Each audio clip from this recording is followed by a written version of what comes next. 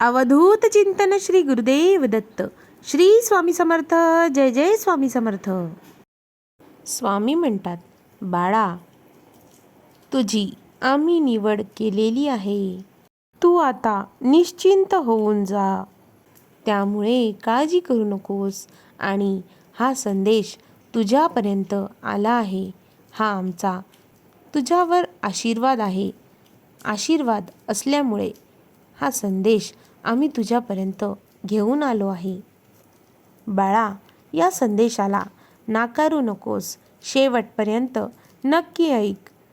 आम्हाला खात्री आहे की आमचा प्रिय भक्त, आमचा बाळ हा संदेश शेवटपर्यंत नक्की ऐकेल.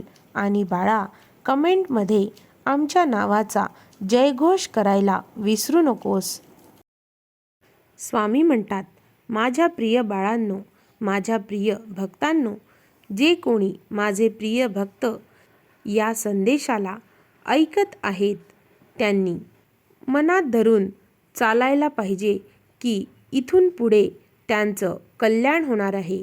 या संदेशातून त्यांना खूप काही मार्ग सापडणार आहे आणि त्यांच्यावर आमची म्हणजेच त्यांच्या स्वामींची कृपा सदैव अशीच राहील. आतापर्यंत जसा तू आमचा पाठिंबा मागत होता त्याचप्रमाणे बाळा, तू न मागताही आम्ही तुझ्या सोबत राहू आणि सदैव तुला साथ देऊ. तुलाच नव्हे तर तुझ्या संपूर्ण कुटुंबाला आमचा आशीर्वाद राहील. आणि बाळा, होय, आमची स्वामी शक्ती तुझ्यावर सदैव राहील. आणि बाळा, परमेश्वराची अपरंपार शक्ती निराळी असते.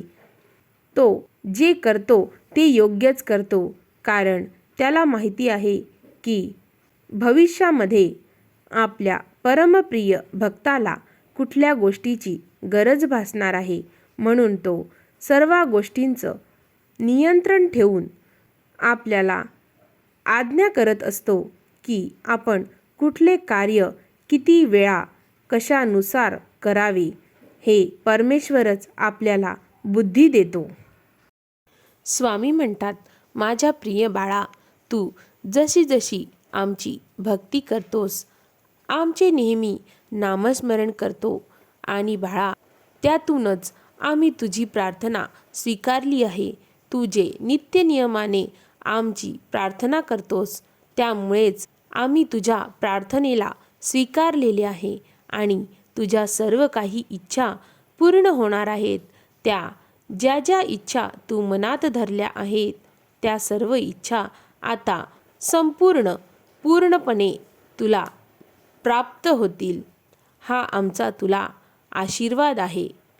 स्वामी म्हणतात, बाळा, जीवनामध्ये कधीही अहंकार करू नकोस. त्याचप्रमाणे लोभसुद्धा करू नकोस, कारण अहंकार आणि लोभ हे मनुष्याच्या दुःखाचे सर्वात मोठे कारण आहे.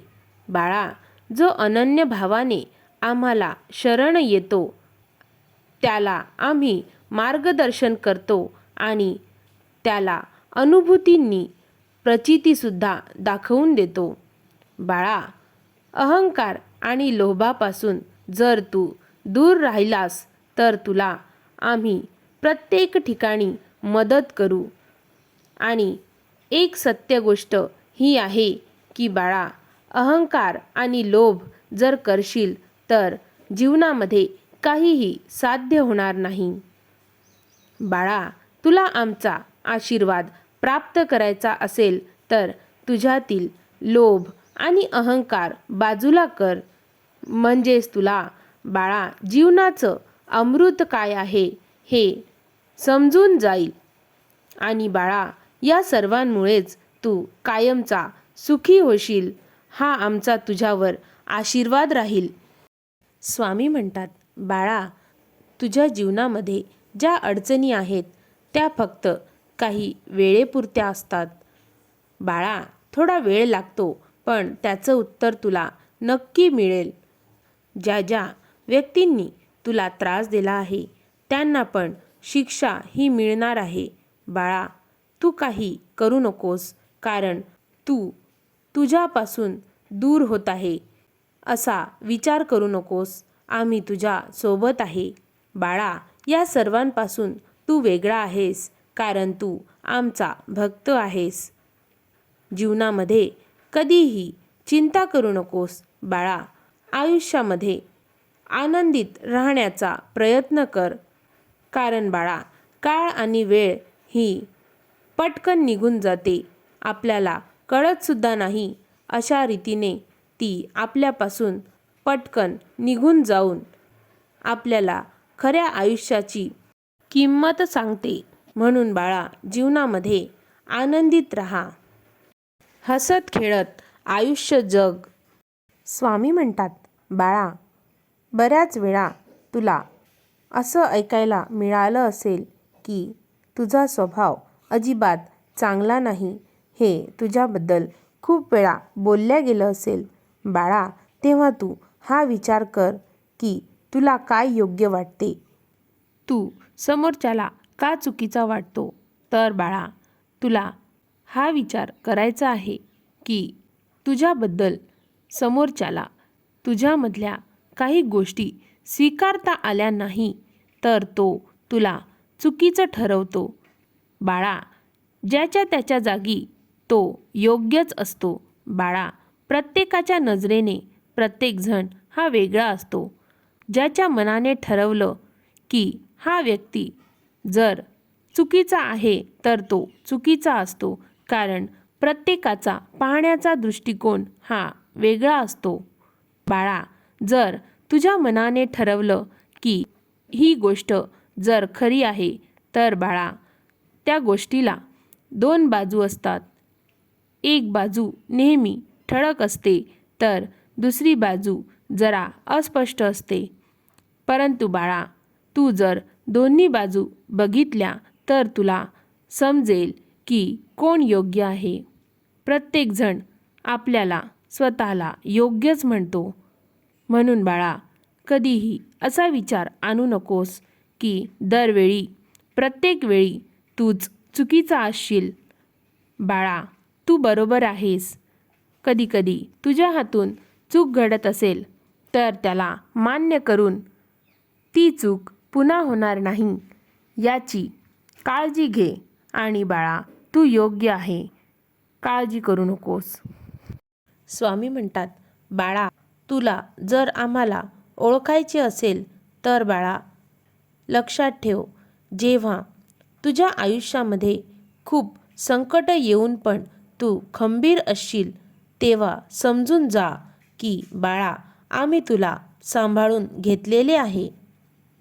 स्वामी म्हणतात, बाळा, आम्ही प्रत्येक माझ्या भक्तावर अगदी वैयक्तिक स्वरूपाचे लक्ष देतो, कारण आम्ही आमच्या भक्तांवर खूप प्रेम करतो. मायेची ममता, पित्याची छाया आम्ही तुला देतो. बाळा, तुला जीवनाचा आधार आम्ही दाखवून देतो. बाळा, आमच्या सानिध्यात तू जर आलास तर तुला कधीही कुठल्याच गोष्टीची कमी पडणार नाही. बाळा, आम्ही तुझ्यासाठी विशिष्ट प्रकारच्या लीला करणार आहोत. बाळा, तुला अदृश्य स्वरूपात दर्शन देऊन अदृश्य स्वरूपात प्रचिती आणून देऊ. आणि बाळा, योग्य वेळ आली की तुझ्यामधल्या सर्व गोष्टी, सर्व अशक्य ही शक्य गोष्टी आम्ही शक्य करू आणि तुझी साथ कधीच सोडणार नाही. स्वामी म्हणतात, माझ्या प्रिय बाळा, तुझी वेळ कितीही वाईट असू दे, तुझ्यावरचे संकट कितीही मोठे असू दे, अरे बाळा, हे भोग आहेत, हे भोगूनच चुकायचे असतात. पण आम्ही तुझ्यासोबत आहोत. मग तुझे कधीही नुकसान तर दूरची गोष्ट आहे, पण तुझ्यावर कुठलेच संकटसुद्धा येऊ देणार नाही आणि तुझे नुकसान कधीच होऊ देणार नाही. अवधूत चिंतन श्री गुरुदेव दत्त. श्री स्वामी समर्थ. जय जय स्वामी समर्थ. अवधूत चिंतन श्री गुरुदेव दत्त. श्री स्वामी समर्थ. जय जय स्वामी समर्थ.